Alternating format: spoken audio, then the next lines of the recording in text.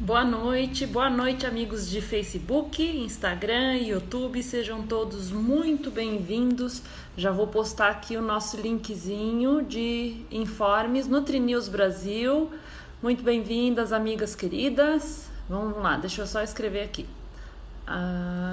Senão eu vou escrever tudo errado. Agricultura.info/cadastrar. Vamos lá, vou deixar fixo aqui. Hoje nós temos um bate-papo muito legal sobre as normas de bem-estar animal para apoedeiras. Então vou começar aqui fazendo o nosso... o pessoal das Gavi já está aí, o Eduardo entrevistado. Paulo Raffi, muito obrigada pelo prestígio. A Raquel Melchior, sejam todos muito bem-vindos. O professor Stringini, a nossa audiência, o Dr. Botura está lá no YouTube. A nossa audiência é de altíssima qualidade. Carla Bordim, minha companheira que cuida do comercial da nossa revista, muito boa noite. Sejam todos muito bem-vindos. Eu vou fazer aquela apresentaçãozinha inicial para dar tempo de todo mundo entrar, tá bom? Então vamos lá. Hoje é segunda-feira, dia de live da Avinews Brasil. Sejam muito bem-vindos e muito bem-vindas ao Instagram, Facebook e YouTube da revista especializada em avicultura de maior credibilidade do setor. A nossa revista impressa é composta por artigos técnicos na área de biosseguridade, manejo, frangos de corte, processamento, avicultura de postura e enfermidades, entre outros temas. Esses conteúdos são selecionados, revisados e diagramados por uma equipe altamente qualificada. Além de veiculados na revista, nossos artigos técnicos são enviados semanalmente via newsletter para mais de 14 mil assinantes. Para receber a nossa newsletter, basta acessar esse link que eu postei aqui, ó, www.avicultura.info/cadastrar. Informem todos os seus dados que, dependendo dos requisitos que vocês preencherem, por exemplo, produtores de ovos, vocês têm direito a receber a revista gratuitamente via correios. E convidamos a todos que prestigiam a nossa live de hoje para fazer parte dos mais de 69 mil seguidores que nos acompanham no Facebook, Twitter, LinkedIn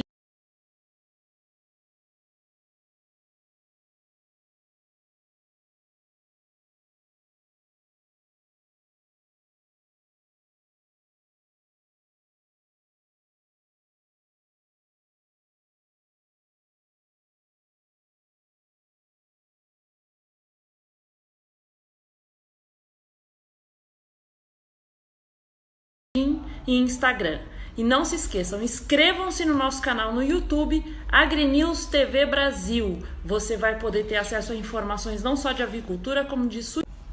Deixa eu dar uma busca aqui no Eduardo, porque tem bastante gente aparecendo aqui. As Gavi. Muito obrigada a todo mundo que nos acompanha no YouTube e no Instagram e no Facebook. Devagarinho eu vou olhando as perguntas que o pessoal enviar, os comentários. Agradeço muito pela audiência de vocês. Oi, Eduardo, boa noite. Boa noite, Priscila, tudo bem? Tudo bem com você? Tudo bem, mas o friozinho aqui do sul tá ótimo. Aqui até fez um friozinho aqui em São Paulo, mas agora já tá bem tranquilão. Aqui começou hoje de manhã com uns 3 graus. Tá frio, hein? Pra mim isso é muito frio. Ontem de noite estava 1. Ave Maria, eu não faço ideia do que seja isso. Pessoal, vamos lá, ó. Hoje a gente está aqui com o Eduardo para discutir um tema. Para variar, o Eduardo só vem aqui para falar de temas importantíssimos. Polêmicos. Importantíssimos, essenciais. E o tema de hoje é OIE e o novo capítulo de bem-estar animal de poedeiras. Então, a gente vive um momento que nós estamos assistindo... Hoje à tarde, Eduardo, eu estava assistindo no Vimeo um fórum promovido pela Apex, e a BRF tinha um canal, tinha um painel dentro desse fórum, estava o nosso ex-ministro Roberto Rodrigues, a Gisele Parente estava conduzindo, estava o Lorival, e eles estavam falando, uma das coisas que eles comentavam era sobre o avanço das tecnologias, a aceleração desse avanço das tecnologias e das discussões a respeito de ESG nessa época da pandemia, né? E o Nós bem-estar tivemos um animal. evento sexta-feira passada sobre isso. Sobre a agenda ESG, e tivemos sexta-feira passada, foi muito bom. É um tema que vem avançando com uma velocidade maior, né, nesse período de pandemia. Justamente, foi bem interessante porque às vezes está no dia a dia, ainda mais nesse período atípico que a gente está vivendo, né? E esses conceitos e sistemas que estão chegando, eles já estão se tornando práticas, inclusive se tornando políticas comerciais até para garantir aí acesso a linhas de crédito, a determinado tipo de informação, né, do que o cliente busca hoje, né, cliente de várias instâncias, seja o pequeno, médio, grande, né, o do dia a dia, né, cada vez mais vem se doutrinando, ainda mais que ele ficou muito tempo em casa buscando informação, né, se aprofundando e tudo, então nós vamos ter novidades aí, outros comportamentos aí, em matéria de exigências e rastreabilidade como um todo no nosso negócio, não só saber a origem, destino e componentes, né, mas uma rastreabilidade hoje que vai envolver muitos temas aí que até então eram passados meio que desapercebidos, né? Então, a gente destaca um pouco esse tipo de debate só para salientar para o pessoal que está entrando. Eu vi o André Carreira, aqui da Mantiqueira, e quem me mandou um abraço, Eduardo, foi a Ronise Deppner. Nós nos conhecemos quando eu comecei a trabalhar na Vinews, foi lá no Ciaves, e eu conversei com ela no stand das Gavi. Do projeto de incubatórios, né? Uma tecnologia para descontaminantes, uma coisa assim. Era a característica do cobre enquanto um antimicrobiano, né? Isso então mesmo, ela voltou a conversar comigo esses dias e pediu para eu te mandar um abraço. E nós vamos partindo aqui para a nossa primeira... Eu queria só pedir para o pessoal, fiquem muito ligados, porque hoje o Eduardo vai trazer informações para nós de como ocorreu a discussão lá na OIE, na semana passada, na terça-feira, desse tema do novo capítulo do Código Sanitário de Animais Terrestres. E a discussão ela é bem intensa, então fiquem ligados aí que nós não vamos falar mais do mesmo. Vai ser uma conversa muito legal. Vamos lá para o que interessa, Eduardo. Na semana passada aconteceu a 88ª Sessão Geral da Assembleia Mundial dos Delegados Nacionais da OIE. Na pauta estava a votação do novo capítulo do Código Sanitário para Animais Terrestres sobre bem-estar animal e sistema de produção de galinhas poedeiras. É o capítulo 7Z. A Asgav participou da construção desse documento. Eu queria que você comentasse um pouco sobre quando iniciou esse trabalho e como que ele aconteceu. Bom, primeiramente, boa noite a todos. Boa noite, Priscila. Mais uma vez a Vinews marcando presença aí, né, trazendo debates, informações que contribuem com o dia a dia aí do nosso setor. Às vezes nós nos colocamos como meros espectadores, mas aprendendo muito, e às vezes nós contribuímos aí com o pouco que a gente trabalha no dia a dia. Enfim, eu queria saudar todos que estão prestigiando aqui esse momento, acho que é um tema bem importante, né, porque nós temos que avaliar olhando do lado do Brasil para o mundo, porque as coisas estão acontecendo, as mudanças virão, né, e esse movimento que teve agora na OIE, na Assembleia, que avaliou a questão do Código Terrestre para o Bem-Estar Animal de Poedeiras, ele foi só um sinal do que virá pela frente. Nós fomos demandados em 2018, 2019, pela International Egg Commission, na qual a gente participa já há um bom tempo e somos considerados como representantes aqui no Brasil, para fazer um acompanhamento junto ao delegado oficial da OIE no Brasil, que é um representante do Ministério da Agricultura, né, para que ele interagisse e pudesse levar, né, a mensagem a nível nacional, né, da condução desse código. Por quê? Existia toda uma preocupação inicialmente, né, com os caminhos que estavam levando à formatação do código, né, que poderia, né, segundo os estudos avançados que foram desenvolvidos pela International Egg Commission, da maneira que se apresentava, poderiam gerar aí transtornos, que mais para frente eu vou estar citando, para o setor de produção de ovos, né, um setor que hoje, né, produz ovos em larga escala, atende a demanda, aqui no Brasil nós atendemos a demanda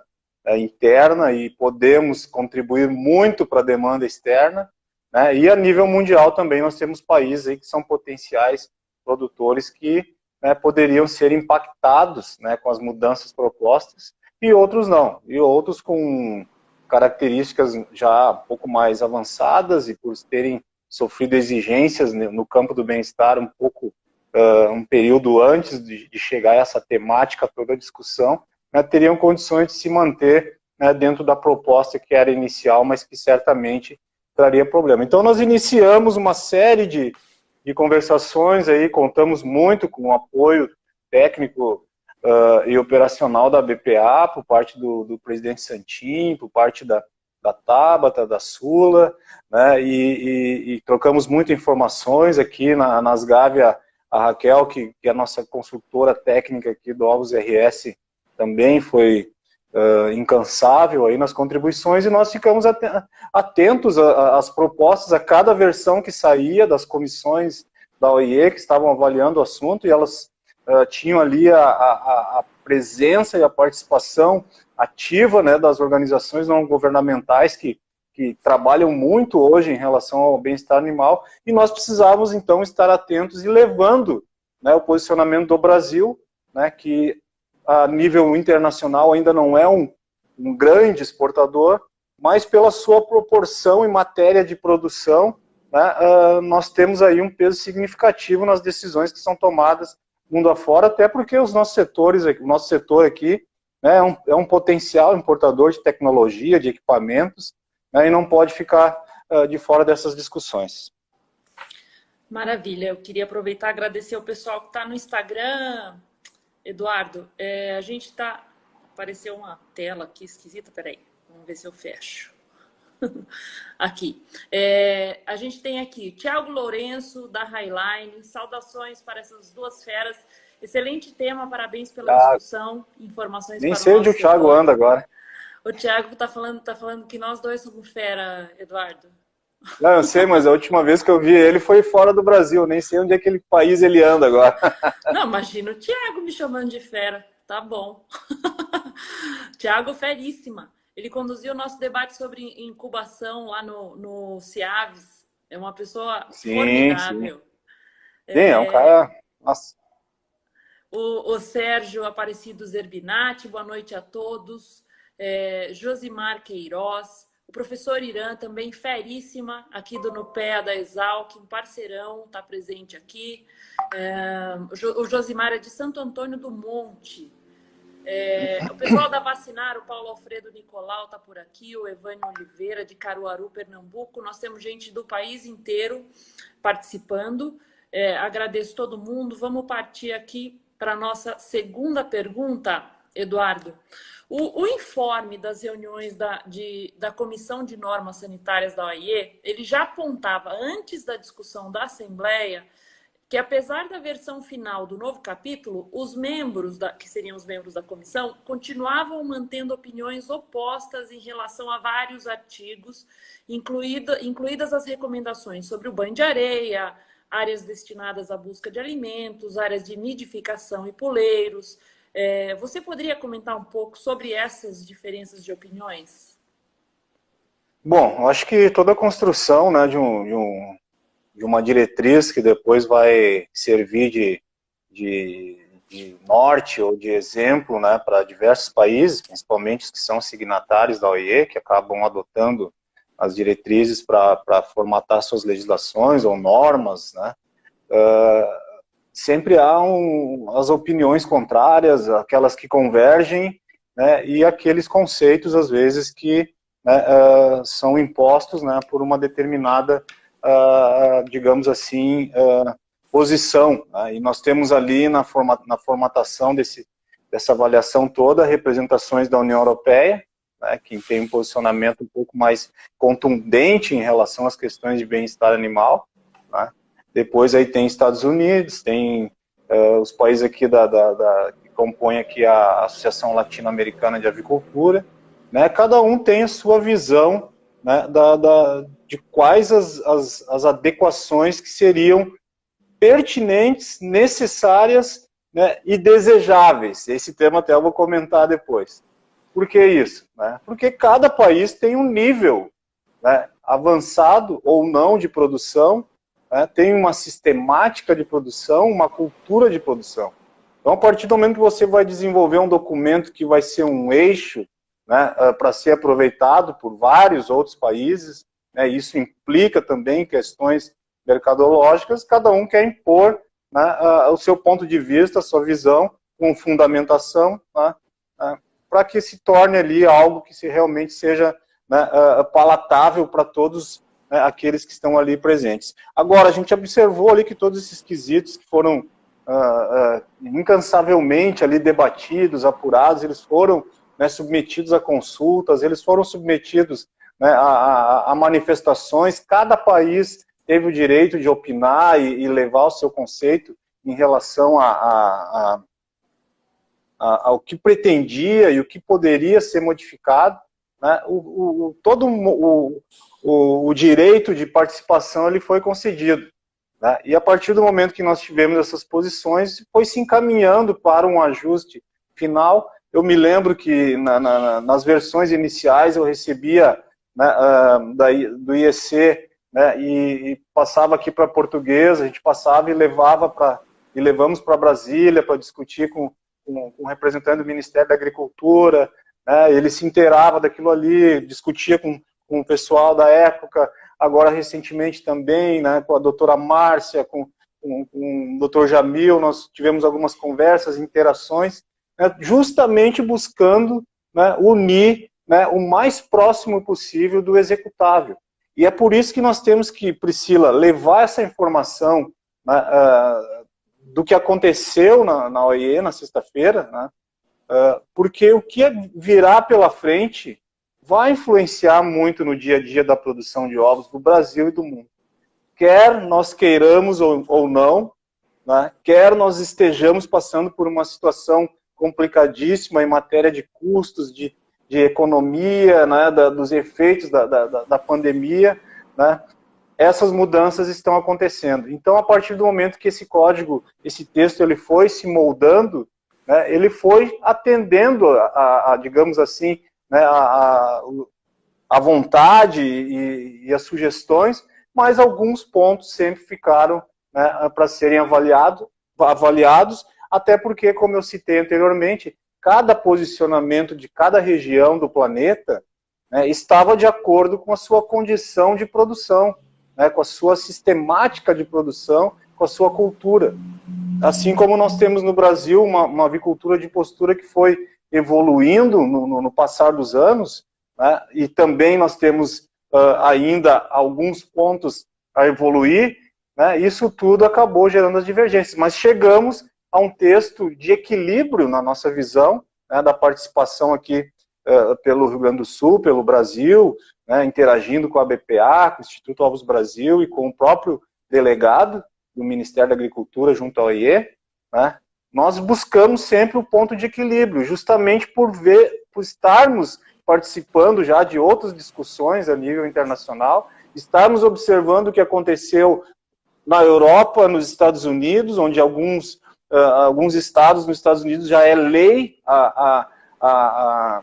digamos assim, a produção em gaiola, né, já é lei, ou com prazos curtíssimos para se exterminar esse tipo de produção. Na Europa houve toda uma movimentação, né, e isso não vai voltar atrás. Então, quando nós participamos de todo esse movimento, foi justamente para buscar um ponto de equilíbrio e dar condições àqueles produtores de diversos países, inclusive os vizinhos aqui do lado, poderem acompanhar um momento transitório, um tempo transitório, né, para se adaptar às novas sistemáticas.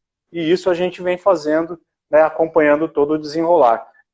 Não sei se é o momento ainda, Priscila, mas eu digo assim, ó, o código foi apreciado, ele não passou na Assembleia, na votação de sexta-feira, por alguns detalhes, por alguns conceitos ali, por questões de interpretação, por uma imposição fortíssima da União Europeia, que queria deixar ele mais rigoroso ainda do que esse ponto de equilíbrio que nós buscamos, né? E de outros países que queriam ele muito mais flexível do que as mudanças que já nos colocaram no dia a dia, né, para atender, né, essa sistemática toda e as exigências do mercado consumidor, né, que detém aí, né, hoje o conceito em relação ao bem-estar animal. Nós estamos aqui com o José Antônio Ribas, o nosso querido Ribas. Ele está embarcando numa viagem, lamentou que não vai poder acompanhar a live, mas ela vai ficar postada no nosso IGTV, no Instagram TV, e também lá no canal do YouTube ela vai ficar disponibilizada. Sabrina Castilho... Ribas é o nosso presidente do Sindicarnes agora, de Santa Catarina, e a gente acompanha e interage muito com ele lá, e tenho certeza que se ele pudesse estaria participando mesmo aí conosco. Estamos aqui com a Sabrina Castilho, a nossa amiga pesquisadora da Embrapa, Aves e Suínos. A Tabata um abraço, Sabrina. Eu estou fazendo questão de comentar, porque é um pessoal muito qualificado que está acompanhando, né? É o pessoal que trabalha, né? Trabalha ali em todas as ações, eventos que a gente vai, é o pessoal que está formando, que está construindo leis e diretrizes. Então, a gente está com um pessoal bem legal, a Tabata Lacerda também, do Instituto Ovos Brasil, Eduardo conduzindo o assunto com maestria, parabéns. Temos o produtor, o Joaquim Neto, ele está sempre acompanhando as nossas lives, caminho sem volta no que diz respeito ao bem-estar animal. Tem uma pessoa que eu não sei ler o nome dele, é WLM Chave. Boa noite, prestigiando esse grande profissional. William Xavier, de Porto Alegre, Rio Grande do Sul. A Marina, zootecnista. Boa noite, ótimo tema. Eu vi aqui também a Thaís Outramari. Boa noite, excelente tema, atualíssimo. A Thaís trabalhou no Plano Nacional de Sanidade Avícola do Ministério da Agricultura, né? A Nice Freiberger também está por aqui. Parabéns, Eduardo e Priscila. Juliana, Victor, boa noite. Excelente tema. E o pessoal da Power Water do Brasil está perguntando se seria disponível, se seria possível disponibilizar esse documento por e-mail para eles. Eu peguei um pouco do formato final do capítulo, que estava publicado lá na OIE, e eu coloquei na matéria que a gente escreveu semana passada a respeito dessa discussão que ia haver lá na OIE. Agora, eu acho que vai haver uma nova versão, ela ainda não estava disponível no site. Não sei se o Eduardo tem alguma coisa para disponibilizar. Eu acho que em breve eles colocam novamente para consulta, né? Agora ele volta para a plenária, para as discussões, né? Hoje mesmo eu recebi um telefonema lá de um dos representantes aqui do Ministério da Agricultura, que está lá em Bruxelas e acompanha também na OIE, faz parte da comissão. Hoje de manhã ele me ligou e disse que vai estar aí me atualizando com tudo que acontecer direto de lá da OIE, para a gente poder estarmos atentos aqui no Brasil, né? Maravilha. Então, pessoal que quiser, se cadastra aí para receber a newsletter. A gente tem mandado as notícias semanalmente.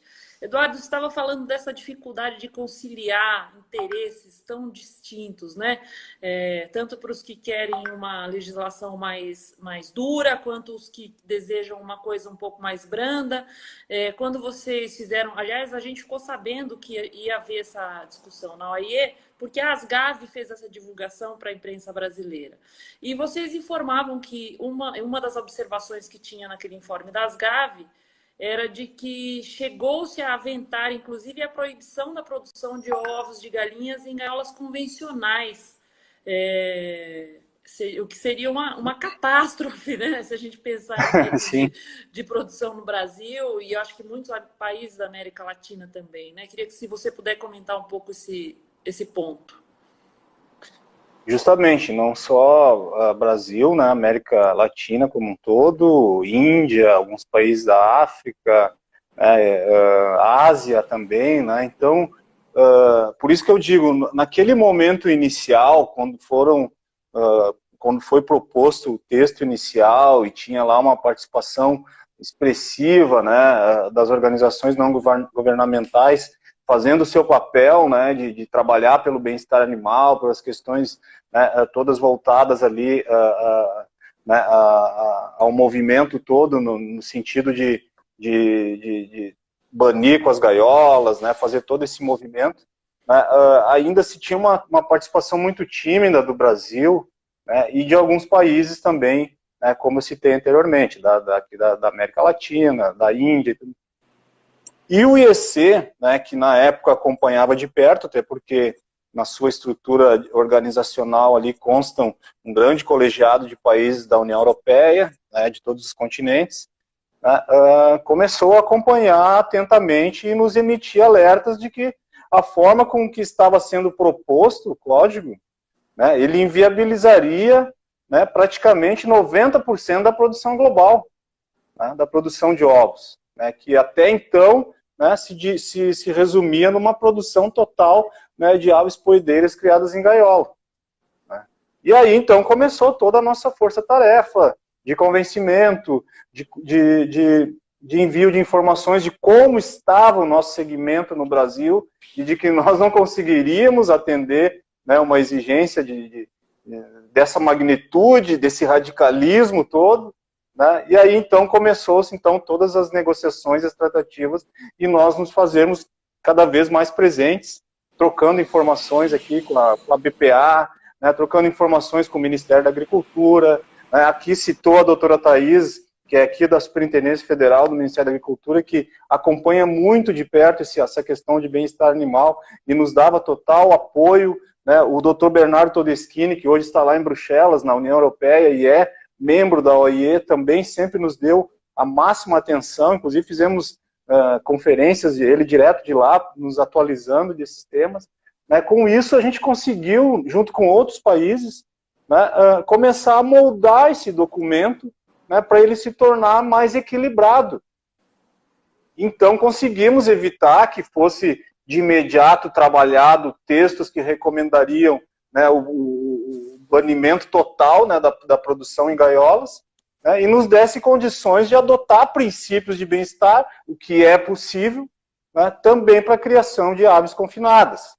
E aí se começou todo um diálogo, um convencimento, nós fomos ouvidos pela OIE, né, e isso avançou. Porém, alguns pontos ainda deixavam, né, algumas lacunas que foram questionadas, né, tanto pela União Europeia, né, com seu posicionamento querendo tornar o código ainda mais rigoroso, que aí, né, ele nivela com esse texto inicial, com as organizações não governamentais que fazem o seu papel e também buscam acelerar, né, esse tipo de mudança, porém nós não vamos conseguir esse tipo de mudança de forma intempestiva, de forma de curto prazo, né? Existe toda uma cultura, um empreendedorismo que foi trabalhado nesse setor para produzir ovos para alimentação, né, para produzir aves que vão ser utilizadas no dia a dia para a produção de ovos, né? Então tem todo um histórico, um arcabouço todo de construção,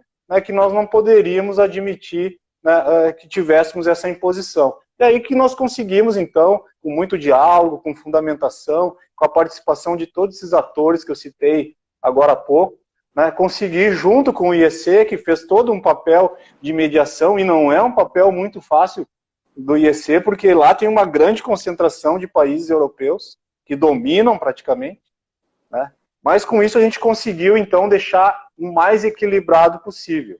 Porém, ainda, né, com essas questões de deixar o código mais rigoroso e deixar ele mais flexível do que esse ponto de equilíbrio, foi o que desencadeou, então, né, da não aprovação nesse primeiro momento, e isso é bom deixar bem claro, num primeiro momento, que foram pontos ali de destaque ali que vão ser trabalhados agora, porém na composição todo do código, que cita uma série de mudanças, né, isso já está sacramentado, vai permanecer, agora nós temos que ficar atento nessas mudanças que virão, né, para não voltarmos lá ao ponto de partida.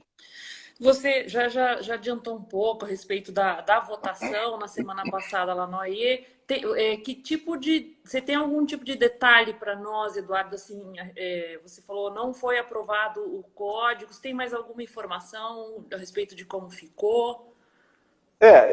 Primeiro houve uma reunião, né, dos delegados, né, tentando aprovar ele por aclamação, né, no início da semana, né, mas ali já apareceram as contestações, né, dos dois polos que eu falei, o polo que queria radicalizar, deixar ele um pouco mais rígido, e o outro polo que queria deixar ele abaixo do equilíbrio, né, e nós ficaríamos ali reféns e continuaremos reféns de uma série de críticas e exigências, né, uma situação, digamos assim, um tanto delicada para o setor.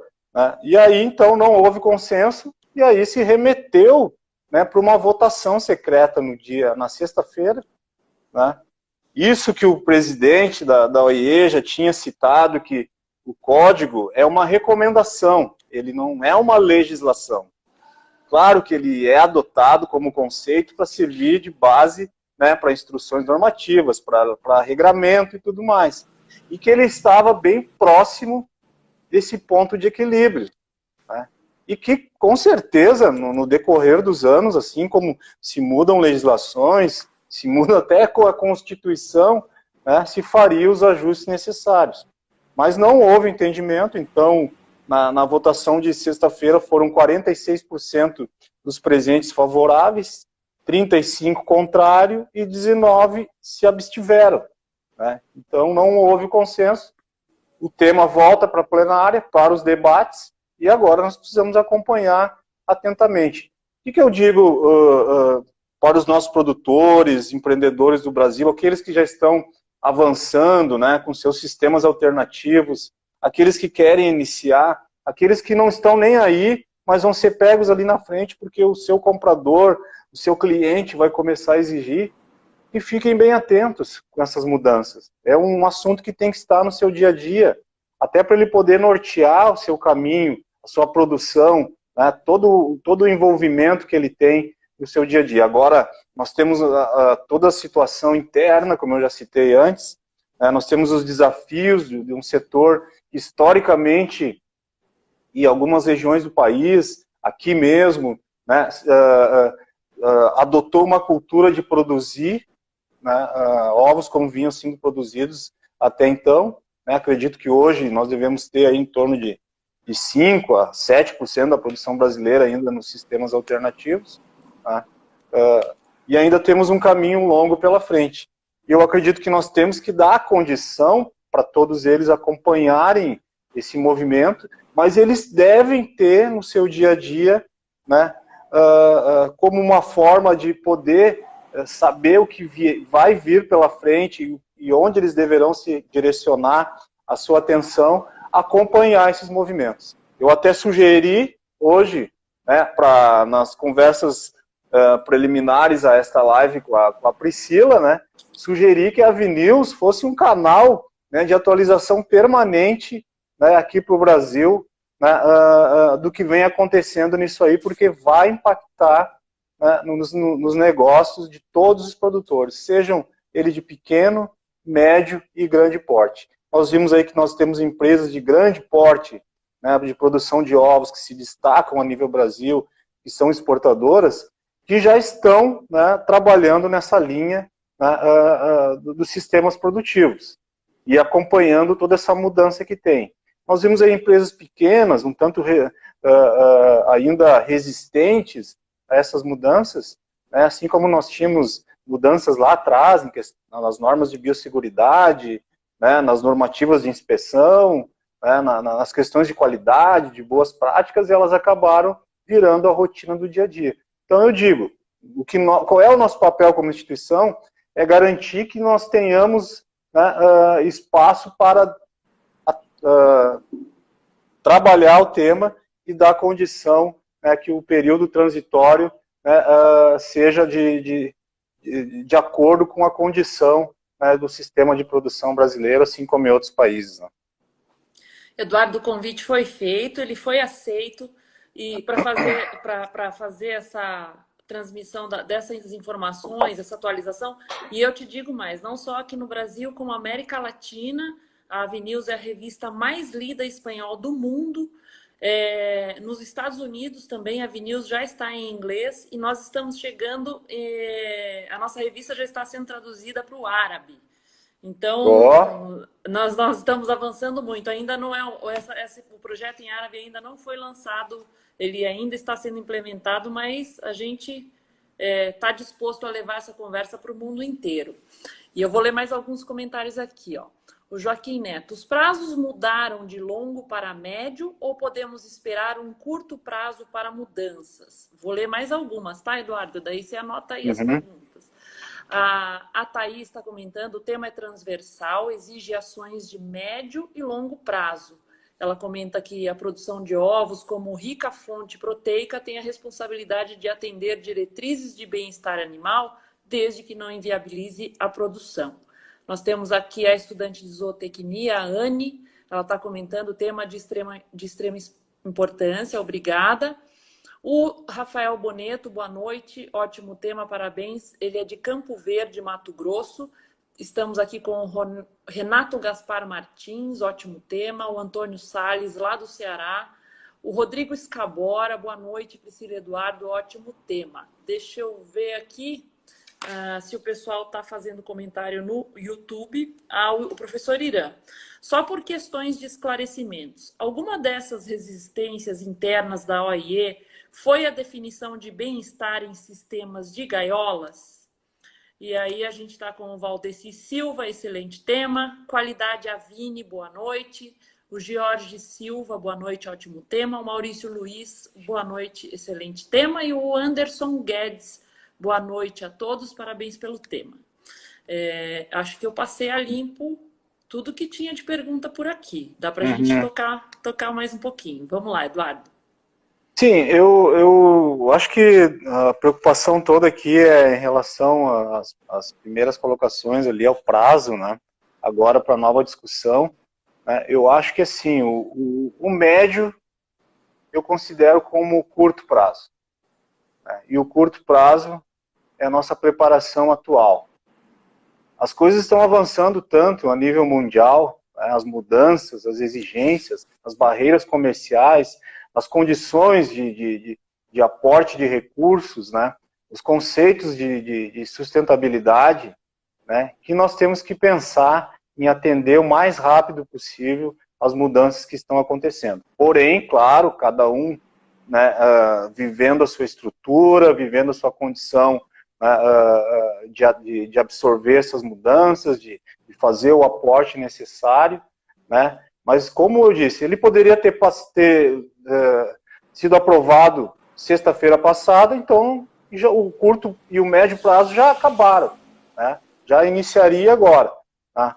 Mas, assim, numa visão assim, mais próxima das negociações institucionais que envolvem o tema, né, eu acredito que logo em seguida reabre, né, os debates e nós vamos ter aí mais aí alguns, digamos, 6 meses a 1 ano para uma definição. Acredito que não vai fugir disso, até porque agora começam a se movimentar, né, aqueles que defenderam determinados princípios, aqueles que foram contrários para poder, né, evidenciar a sua reivindicação, né, e existe toda uma movimentação, né, das organizações não governamentais, como eu disse, que estão no seu papel, né, de interagir, e elas interagem muito bem. Todos estão vendo aí já, né, os anúncios que foram feitos por grandes redes de supermercados, né, que foram, né, tiveram diálogos com muitas ONGs e logo em seguida, né, anunciaram aí que estariam comprando ovos de galinhas fora de gaiola, né, nos próximos anos. Então isso tudo passa muito rápido, né, e a gente tem que ficar atento. Então eu acredito sim que nós temos que pensar para ontem, pensar para hoje, né, buscar o atendimento, mas não deixar, né, de buscar, né, o amparo transitório para os nossos produtores, para o sistema todo que existe hoje, e dar condições, sim, né, que o sistema de aves criadas em gaiola adote princípios de bem-estar animal, como a adequação da densidade de alojamento e outros, né? E lá na frente nós vamos ver o que acontece em relação às mudanças que estão acontecendo aí no mundo. Sobre a pergunta do professor ali, que se o que impactou mais ali nas resistências foi a questão das gaiolas, sim, foi alguns conceitos, né, em matéria de palavras, né, como o termo desejável, né, que foi colocado ali em matéria de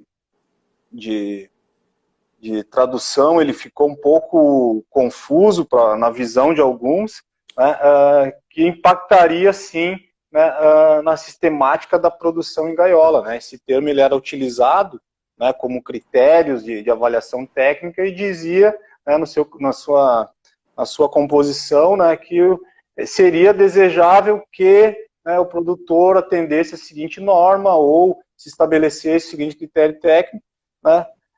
Na nossa visão, era um termo para o Brasil, né, até que equilibrado. Porque quando você coloca desejável, não quer dizer que você está impondo uma mudança, uma regra. Né? Mas aos olhos, por exemplo, da União Europeia, ela deixava claro que esse termo poderia confundir, né, e principalmente, né, não trazer nenhuma mudança na produção de aves criadas em gaiola. Então, são termos aí que foram duramente criticados e, por um lado, foram aceitos e poderiam impactar, né, nessas mudanças todas criteriosas ali, né, como você citou lá no início, né, a questão do banho de areia, né, tinha mais a questão da debicagem, né, uma série de coisas que influenciam na composição do texto aí, que acabaram, né, sendo objeto aí de resistência. Vamos lá. Surgiram mais alguns comentários aqui. O Rodrigo Scabora está comentando aqui, ó. É um tema bastante complexo, pois de um lado temos as necessidades do bem-estar animal e do outro lado os consumidores. A necessidade de alimentos será cada vez maior e haverá necessidade de encontrar um ponto de equilíbrio entre o custo versus investimentos. O Cleandro Dias está comentando: boa noite, participei do grupo ad hoc da OIE, que elaborou o capítulo 7.13 de suínos, e atender a todos os interesses não é fácil, mas a ciência deve prevalecer. É isso aí. A Regina está comentando: boa noite, gostaria de saber, ela está comentando no YouTube. Boa noite, gostaria de saber se com essas mudanças a população terá condições de comprar ovos. Existe algum estudo em relação à diferença no custo de produção? E o Paulo Alfredo Nicolau está fazendo uma pergunta também. O sistema de produção alternativo, além do bem-estar animal, vai atender biosseguridade, produção, demanda por alimentos e custos? Vai atender uma demanda ampla ou mais um nicho de mercado? Aqui acho que dá para você entrar, Eduardo, em uma pergunta que eu ia te fazer. Eu vou fazer agora. Daí eu acho que dá para o Eduardo responder a turma e responder a pergunta da pauta aqui. A Asgav lançou no início desse ano, de 2021, um selo de certificação, o Ovos Plus Quality, que foi construído com base em toda essa discussão que vinha sendo feita sobre as normas da OIE. O objetivo, conforme foi dito desde a criação do projeto, era garantir um método atualizado e eficiente que pudesse servir aos produtores brasileiros que objetivavam se adequar ao que existe de mais atualizado em termos de normas de bem-estar para poedeiras. Aí eu queria, Eduardo, que você comentasse, acho que dá para unir a minha pergunta com a do pessoal, e aí comentasse um pouco sobre esse trabalho que vocês realizaram. Bom, eu acho que sobre custos, né, com certeza a gente já tem algumas experiências, né, aqui no Brasil, né, com certeza no início de tudo, né, essa produção requer, né, manejos diferenciados, né, e certamente já se viu que o custo de ovos, né, de aves criadas soltas, ele tem uma diferença.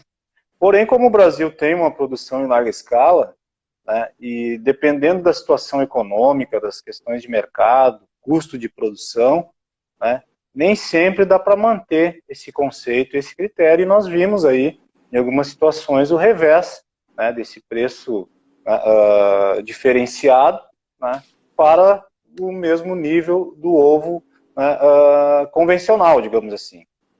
Mas, né, sim, existe uma grande tendência desse ovo ter um valor agregado, né, de acordo com a disponibilidade da produção no mercado interno e da procura pela população, que ela vai ser cada vez mais crescente. A gente vê as informações nos supermercados, a gente vê, né, cada vez mais pessoas, né, salientando isso, né, crianças, né,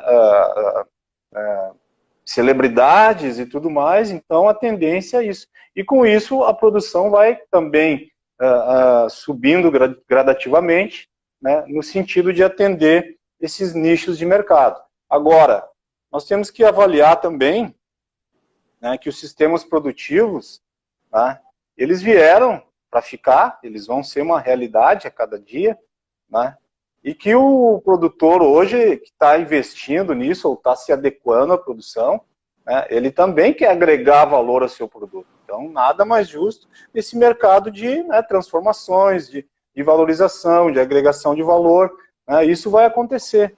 Agora, a partir do momento que nós sabemos aí que o produtor tem toda a dificuldade do custo de produção, tem toda, né, os compromissos que ele tem que cumprir, né, ele também tem um grande papel social, né, que é produzir um alimento, né, de alto valor nutricional, em larga escala, e atender a demanda, né, da nossa população. Então, como foi citado ali, será que nós vamos ter ovos para atender toda a população? Será que a população vai ter condições de absorver esse produto se ele tiver valores diferenciados? Sim, porque existe um compromisso da avicultura em produzir, e esse é o histórico de evolução do setor, produzir em larga escala, aprimorando, né, os seus conceitos de produtividade, né, se adequando às novas culturas e sistemas de produção.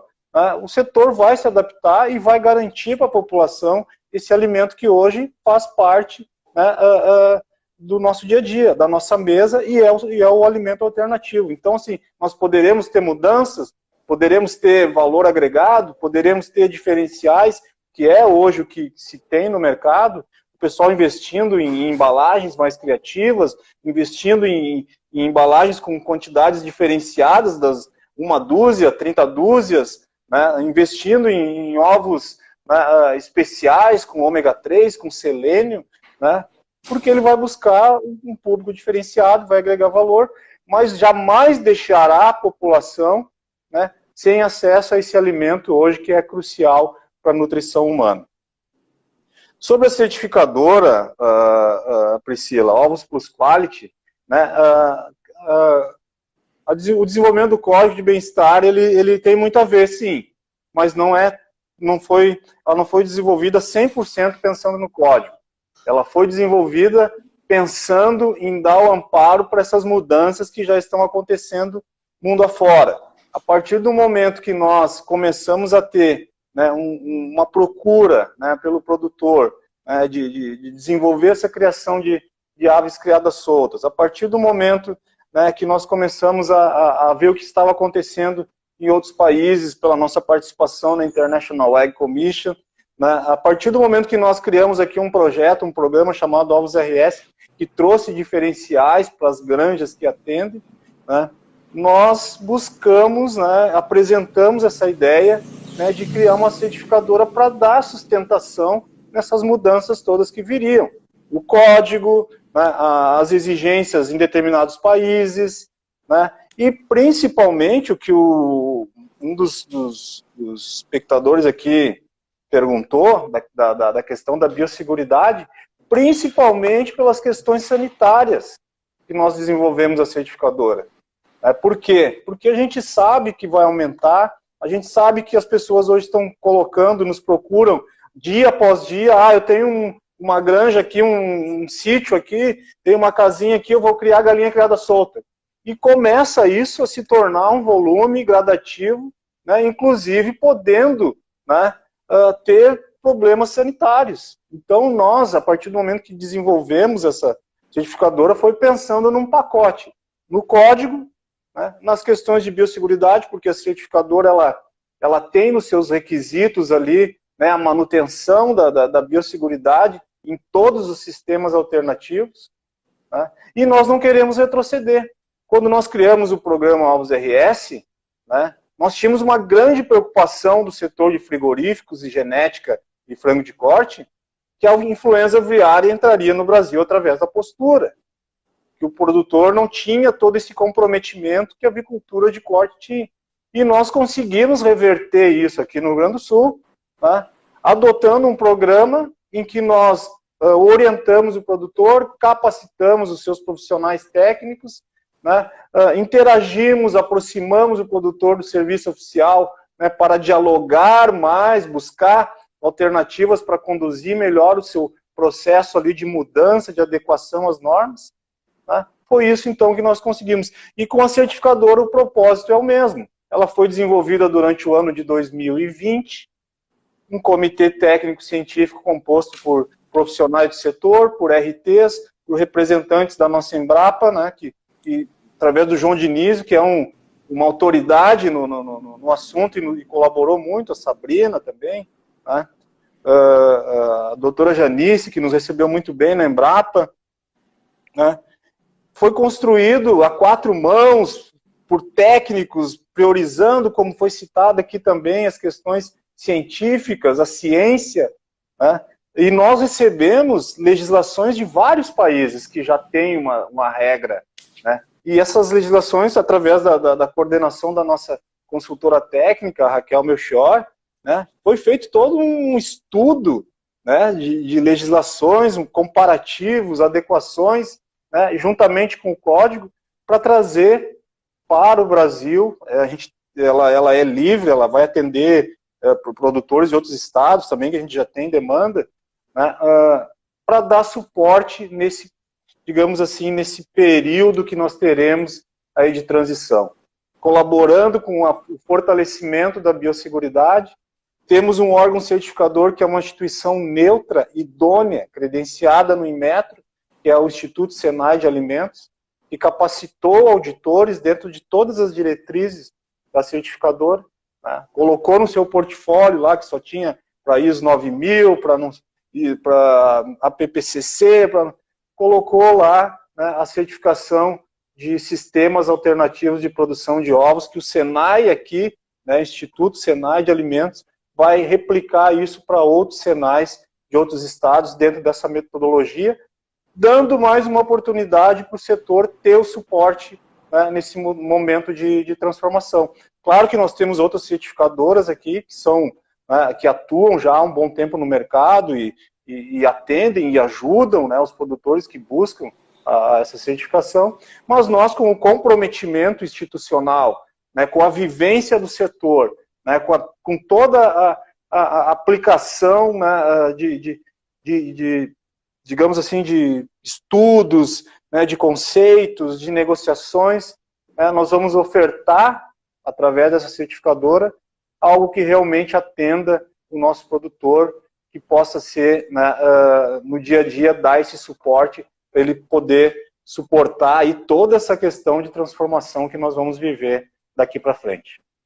Legal, vale destacar que esse trabalho ele é apoiado num trabalho que já vem sendo realizado há muitos anos, que é o programa Ovos RS, que já tinha esse intuito de embasar os produtores a respeito das legislações, as questões de biosseguridade que inclusive a doutora Thaís está destacando aqui. Biosseguridade em avicultura tem capítulo específico no Código de Animais Terrestres da AIE também. Estamos com o pessoal aqui da Vasco Consultoria, as meninas da iniciativa Mira. Interessante discussão, obrigada por trazer o tema. Eu fiz uma reunião com elas na sexta-feira de manhã.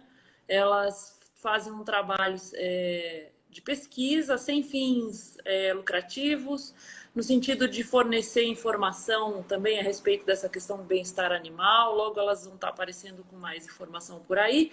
O Édipo Dantas fez uma pergunta: está em discussão alguma regra sobre níveis de fibra nas dietas visando saciedade, como acontece com suínos na Europa? Eu acredito que não, tá? Nós não entramos muito nessa questão mais, digamos assim, nutricional, essa questão mais, voltamos a outros pontos ali, mas eu acredito que não entrou, tá? Mas eu posso ver aí com nossa assessoria e depois responder aí, mas acredito que não entrou. Tá. Eduardo, eu acho que nós estamos partindo aqui para quase 1 hora, faltam 6 minutos para completar 1 hora. Rápido, né? O tema foi muito bom, o debate foi muito proveitoso. Eu queria te dar esse tempinho que sobra para alguma informação que você queira acrescentar. Não, eu volto a dizer, né? Nós realmente temos o nosso dia a dia, cada um com as suas obrigações, a sua vontade de crescer no mercado, de colocar o seu produto na prateleira, né? Hoje em dia a gente vê cada embalagem mais criativa que a outra, né? Nós temos o nosso empreendedor, produtor de ovos preocupado com o custo dos grãos, com esse mercado turbulento, né, que entrou num caminho de especulação e acabou afetando o seu dia a dia. Nós estamos atentos a isso, né? Nós temos que ter uma mudança o quanto antes para que isso também não inviabilize a nossa produção, né, e dê condições para que as famílias que dependem da produção de ovos continuem trabalhando, mas nós não podemos deixar esse tema de lado. Esse é um tema que eu provoquei a AVNews, e a gente vai ter um canal exclusivo também, direto aqui com os meios de comunicação. Eu faço uma saudação aqui, a Hora do Ovo, o AviSite, né, o OvoSite, qual é a outra ali? O Presente Rural. O Presente Rural, são nossos parceiros aí, né, que também vão nos ajudar, Feed Food, vão nos ajudar nessa caminhada, né, porque nós não podemos resistir. Nós temos que sim usar o máximo da nossa negociação, do nosso poder de negociação, do nosso compromisso de produzir alimentos, né, e caminhar, né, rumo às mudanças que vão acontecer. Não podemos inviabilizar aqueles que foram desbravadores, né, que colocaram alimento na mesa de centenas de pessoas, milhares de pessoas no Brasil e no exterior, e nós queremos trazer esse conceito da certificação, da disciplina, da biosseguridade, né, das condições de produtividade, para podermos acessar com maior volume o mercado externo. É isso que está faltando para a nossa produção de ovos. Nós temos aí, eu digo, a cada dia pessoas batendo em nossa porta, querendo botar um negócio para produzir ovos, querendo montar uma granja com 100 mil, com 500 mil.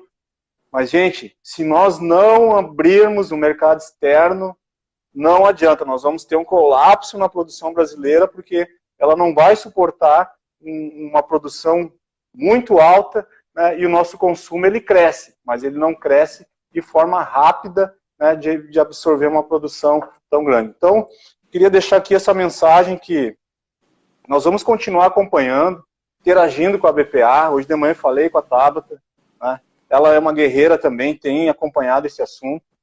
Estaremos interagindo lá com o IEC, que inclusive o pessoal do IEC vai estar conosco agora em junho, no seminário de capacitação aos RS, trazendo, né, mais informações dos bastidores lá da OIE. Né? Então, a gente vai estar acompanhando isso, compartilhando com as entidades estaduais, que a gente sempre busca compartilhar informações. Eu faço uma saudação aqui que você falou do Botura, que é um expoente, é um guerreiro em defesa da postura comercial brasileira, né, aos meus amigos lá do Espírito Santo, Nélio, né, do Pernambuco, Edivaldo, Ceará, né, da Vimig, Antônio Carlos, a AGA, né, instituições que têm o compromisso, né, de levar, né, o setor adiante.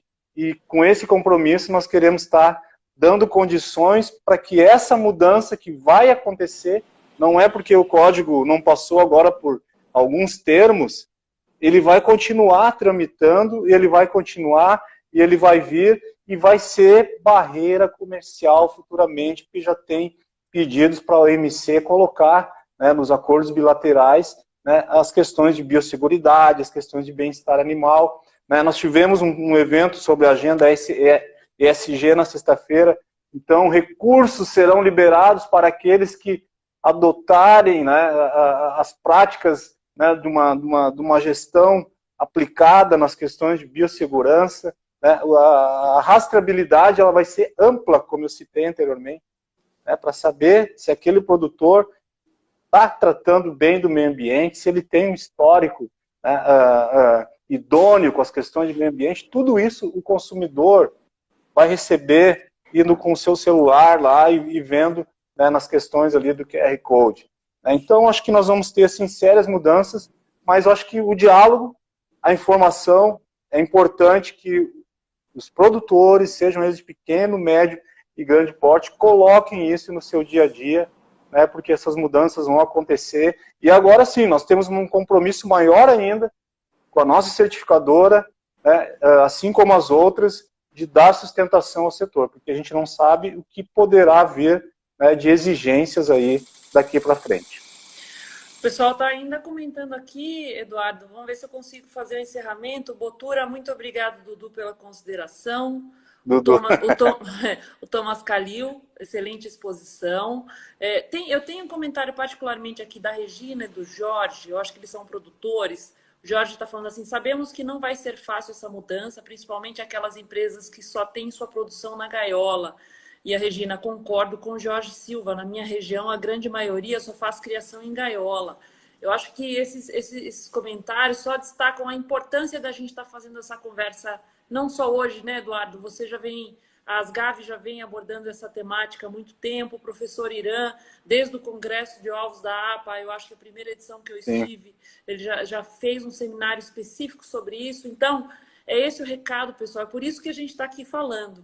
E a questão dos investimentos ESG, que inclui o bem-estar animal. Hoje, o ex-ministro Roberto Rodrigues, nesse fórum hoje à tarde, ele comentou 80% dos produtores do agro brasileiro são pequenos produtores. E ele falou, e para esses produtores conseguirem ter escala, eles precisam se associar em cooperativas, de alguma maneira, para eles poderem ter a produção em escala. O pessoal em São Bento do Una fez um trabalho muito interessante de criação de uma cooperativa para reunir os pequenos produtores, para que eles tivessem condições de obter registros e essas coisas todas necessárias para a produção. São recados que estão sendo dados, que a gente espera que vocês possam receber, absorver. O objetivo é que todos caminhamos adiante, né, Eduardo? Sim, acredito ali, para tranquilizar a produtora ali que diz que a região dela é só criação em gaiola, acredito que as mudanças vão acontecer. Eu acho que os princípios de bem-estar animal, por uma questão transitória, né, aí nós temos que ver os prazos, né, eles vão atender a criação em gaiola por um determinado período, né, e a população, como eu disse, ela tem que colocar no seu dia a dia agora que as mudanças virão e ela tem que buscar atender, né, de certa forma, gradativamente, né, os princípios de bem-estar animal. Porque, como eu disse, lá atrás ninguém queria ter lá, não queria fazer arco de desinfecção, não queria fazer nada. Todo mundo fez. O CIF exige isso, não sei o quê. Impossível. Todo mundo fez. Né? Agora vai virar barreira comercial. Né? Os supermercados já anunciaram. Aí depois isso vai continuar. Mas isso eu acredito que nós vamos seguir, sim, um passo a passo, né, por isso da importância de entidades como as que eu citei anteriormente, da BPA, né, que a gente esteja no nosso dia a dia discutindo, defendendo o nosso setor, mas sabendo que mudanças vão acontecer e nós precisaremos atender. Muito obrigada, Eduardo. Encerro aqui com o agradecimento do professor Obrigado. Irã. Parabéns pela abordagem do tema, teremos um longo caminho pela frente e que a ciência possa nos ajudar sempre trazendo respostas. Vamos caminhar em frente, vamos somar. Muito obrigada a todos, Ótimo. Muito obrigada, Eduardo. Obrigado a todos sempre... e estamos à disposição também, sempre. Um abraço a todos, boa noite.